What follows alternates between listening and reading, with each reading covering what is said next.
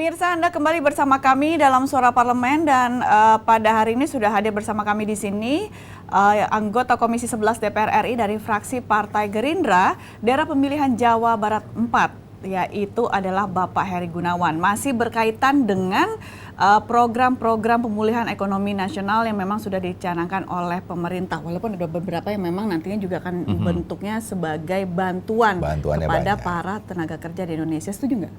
Setuju, banyak yang setuju, tapi banyak informasinya dicairkan, tidak dicairkan. Nah, padahal kita nunggu-nunggu nih ya. Memang yang terpilih adalah ataupun misalnya masuk dalam spesifikasi yaitu karyawan yang memiliki gaji di bawah 5 juta rupiah. Tapi langsung saja pemirsa akan kami tanyakan ke narasumber kami pada hari ini. Apa kabar Pak Heri? Kabar baik. Senang sekali kita sudah lama tidak bertemu. Akhirnya kita ketemu lagi, tapi bahasnya masalah program pemerintah.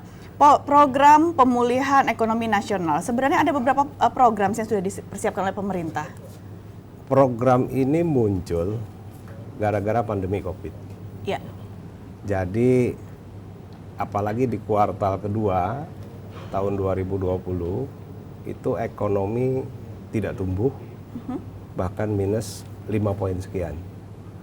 Ini tentunya di luar ekspektasi pemerintah.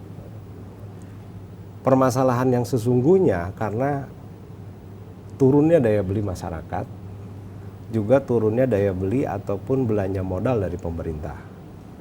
Itu sangat berasa sekali begitu loh.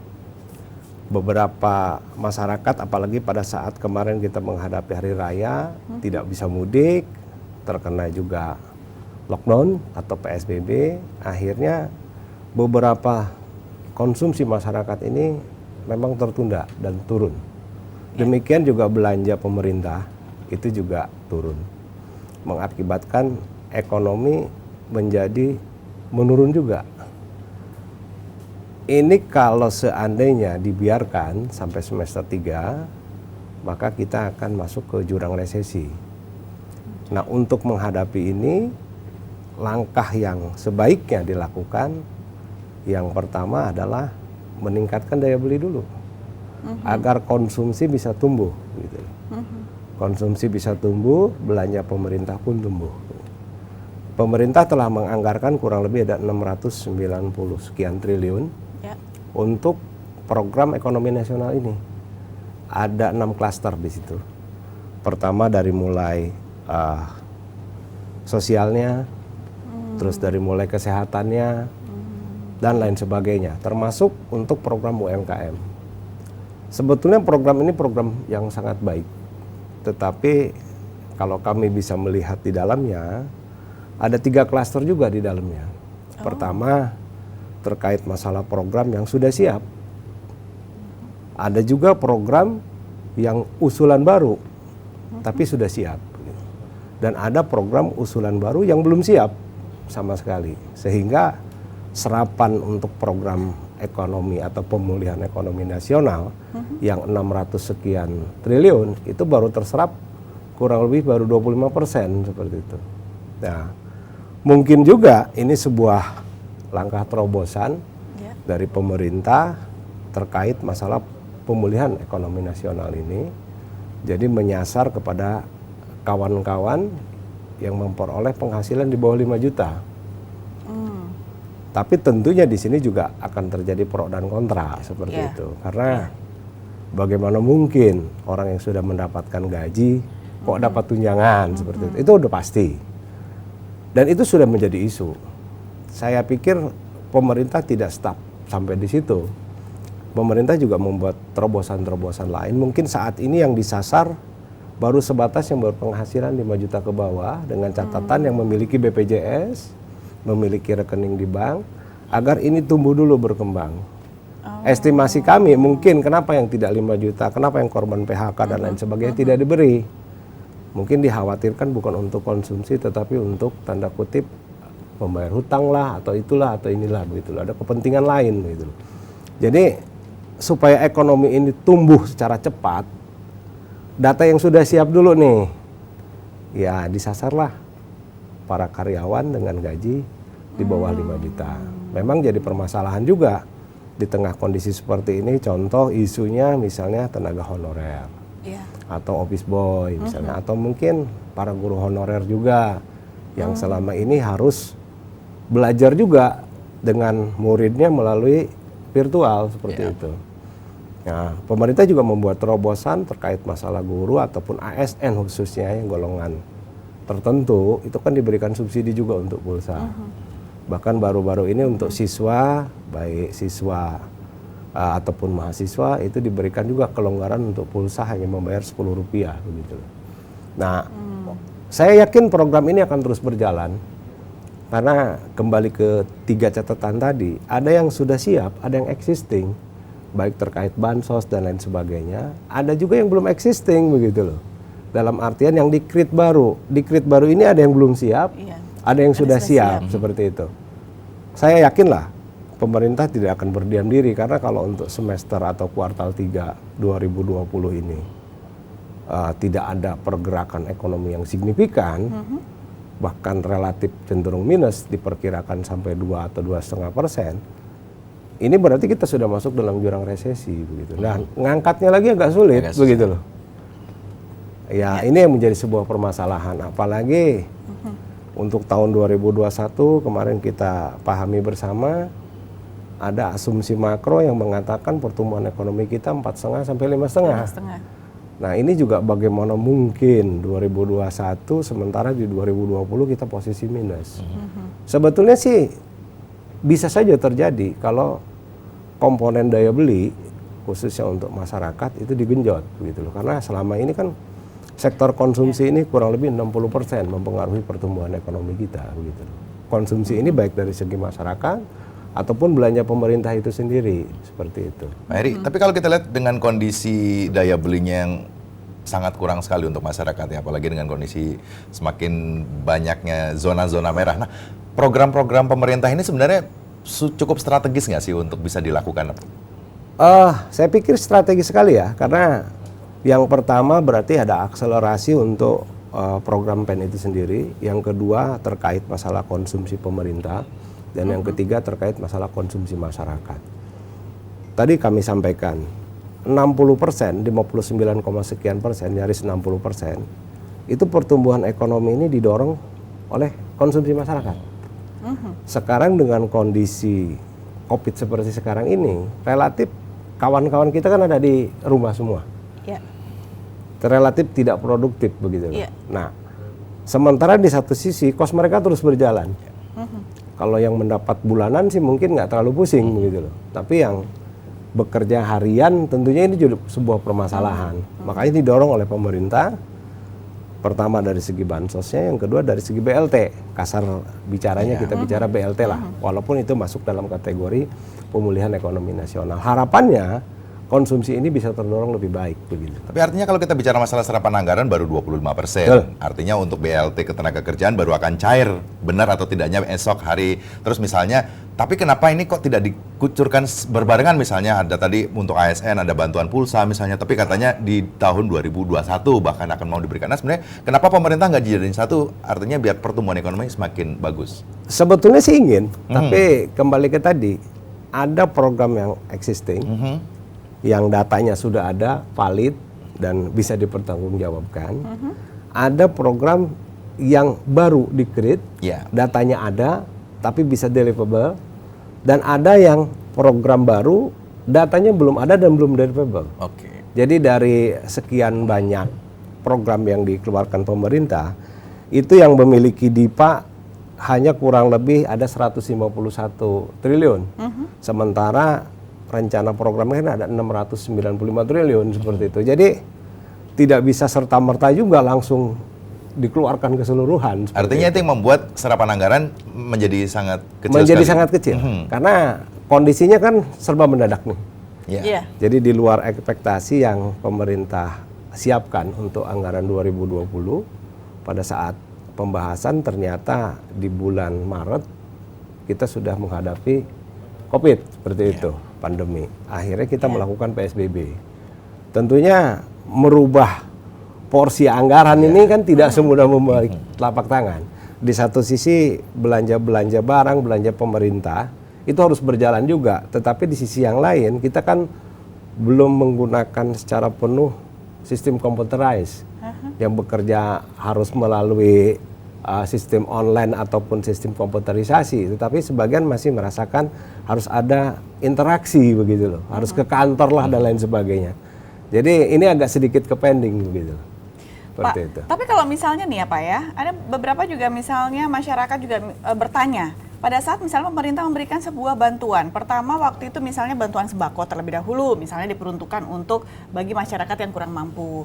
Terus kemudian juga ada bantuan sosial juga misalnya berupa uang tunai kepada masyarakat yang kurang mampu. Sekarang rencananya adalah untuk karyawan swasta yang bergaji di bawah 5 juta rupiah.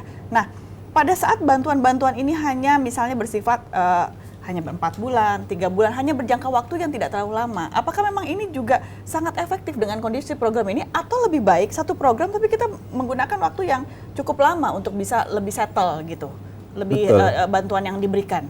Di satu sisi usulan yang baik, tapi di sisi yang lain kalau kita melihat pola anggaran, yang kita sisir ini kan deadline-nya 31 Desember 2020. Iya.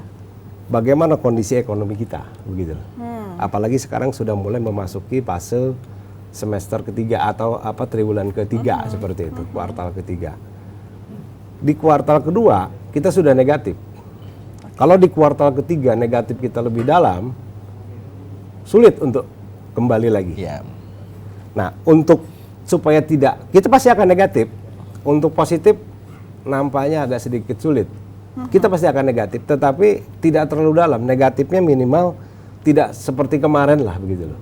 Nah, untuk mengangkat ini dalam kurun waktu yang sangat cepat, belanja yang harus digenjot. Dalam artian adanya konsumsi yang harus bertumbuh seperti itu. Nah, kalau konsumsi mau bertumbuh, solusi satu-satunya dibantu dengan cara memberikan bantuan. Bantuan tunai begitu. Nah, terkait masalah yang disisir siapa? Sebenarnya yang disisir inginnya semua, tetapi yang sudah siap dulu nih. Kan ada 3 item nih yang belum siap. Ada yang sudah existing, sudah siap, datanya ada dan bisa direalisasikan. Ada yang di-create baru, datanya ada dan bisa direalisasikan.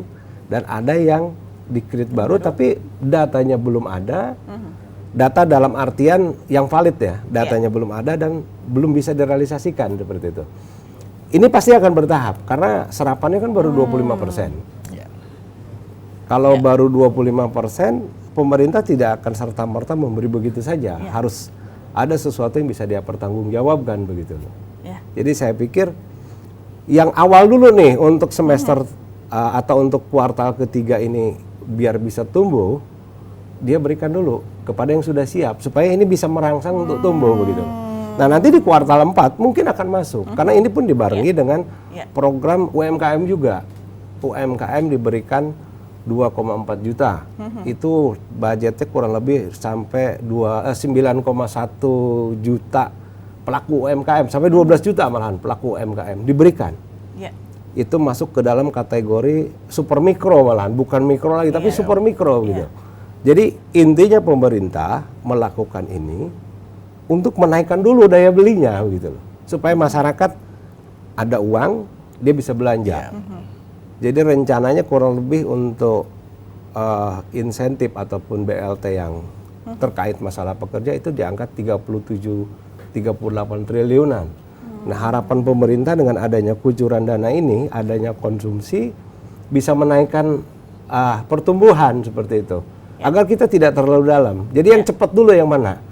Saya yakin sih pemerintah maunya semua. Dan uangnya sebetulnya ada begitu loh. Karena kemarin kita coba cek ke mitra kita di Kementerian Keuangan. Dana itu walaupun dijual dalam bentuk SBN, tapi kan kita sudah ada burden sharing dengan pihak Bank Indonesia. Kita ada juga yang namanya easing dengan Bank Indonesia. Jadi di mana surat berharga negara ini bisa dibeli oleh Bank Indonesia seperti itu. Agar keberadaan uangnya terjamin seperti itu. Nah, ini sudah siap hal itu, tapi datanya belum siap agak repot gitu. Takutnya pemerintah ini kan harus diawasi oleh DPR, pemerintah juga catatannya harus diperiksa oleh BPK. Tentunya ya bertahap lah, karena ini tidak direncanakan dari awal begitu. Tapi memang tiba-tiba dalam kurun waktu beberapa bulan harus men-switch dan membuat atau meng-create sebuah program-program. Pak Heri Gunawan, kita harus jeda terlebih dahulu. Siap. Nanti kita akan kembali lagi. Pemirsa, Anda jangan kemana-mana karena perbincangan kami dengan Bapak Heri Gunawan akan segera kami lanjutkan setelah jeda berikut ini. Masih bersama kami tentunya di Suara Parlemen.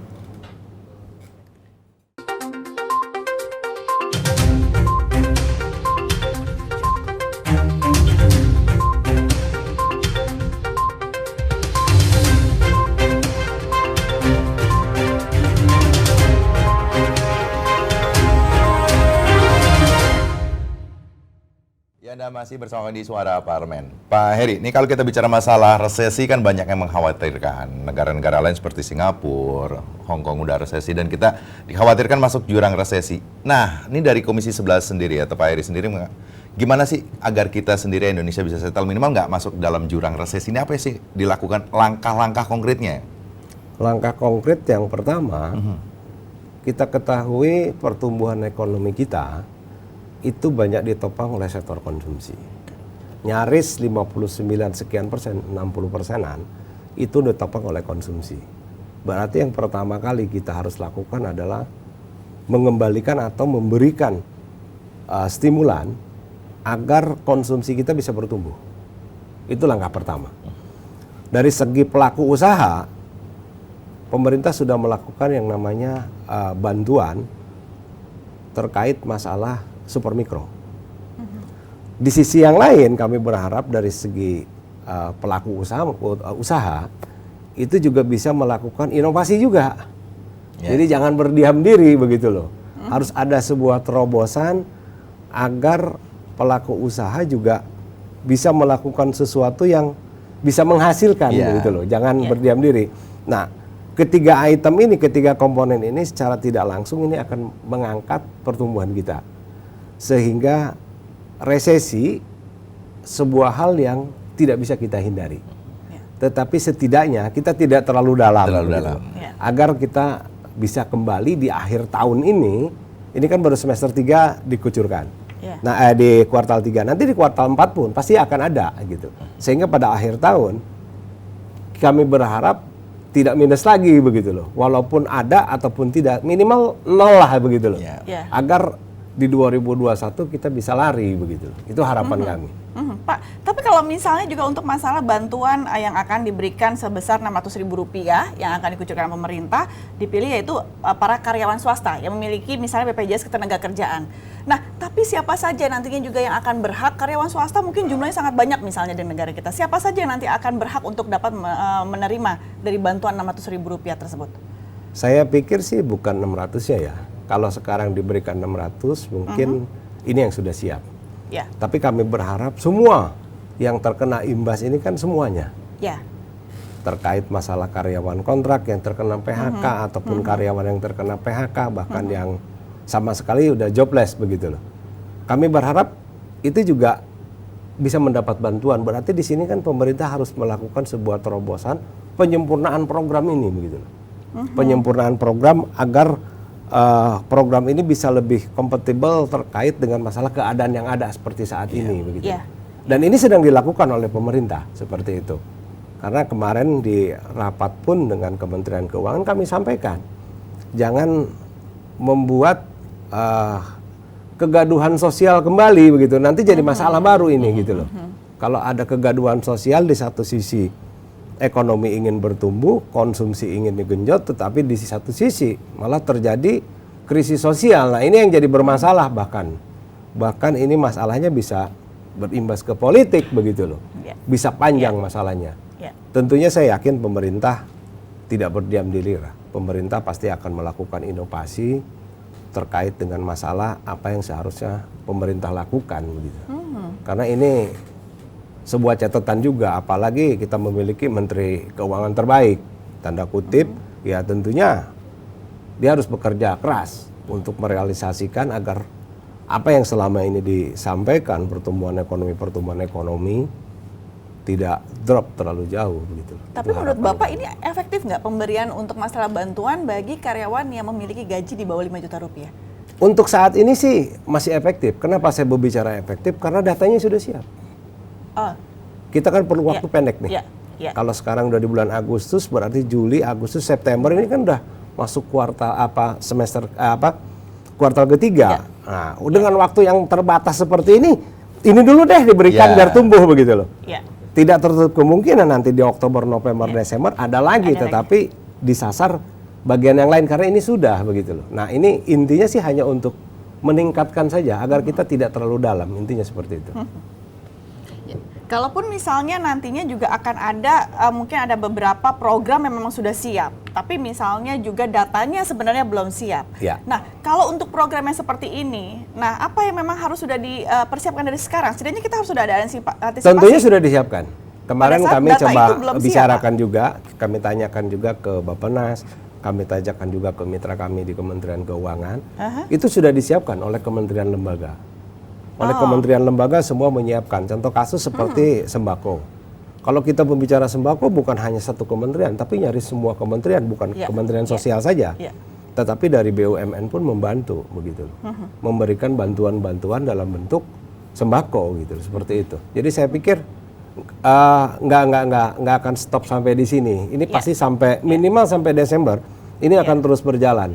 Hanya mungkin saat ini yang diserahkannya ke pekerja dengan gaji di bawah 5 juta, sementara di satu sisi yang lain kok kami nggak kebagian. Padahal kami juga sama terkena COVID begitu loh. Saya pikir itu bersabar dulu lah, karena yakinlah pemerintah akan ada untuk rakyatnya gitu. Intinya seperti itu. Terima kasih banyak Pak Heri Gunawan sudah memberikan informasi pada hari ini. Dan pemirsa, kalaupun misalnya memang Pak Heri Gunawan mengatakan bahwa nantinya juga jangan sampai ada terjadi krisis sosial, ya. Jadi bahwa setidaknya kita harus bersabar. Beberapa program pasti akan diberikan oleh pemerintah. Setidaknya untuk penanganan pemulihan ekonomi nasional saat ini terus akan dibuatkan program-program untuk meningkatkan daya beli masyarakat di Indonesia. Pemirsa, dengan demikian Suara Parlemen edisi hari ini telah usai. Saya Yusri Hayanti. Saya Mendy Nugroho. Tentunya bersama Bapak Heri Gunawan mengucapkan terima kasih atas perhatian Anda dan sampai jumpa.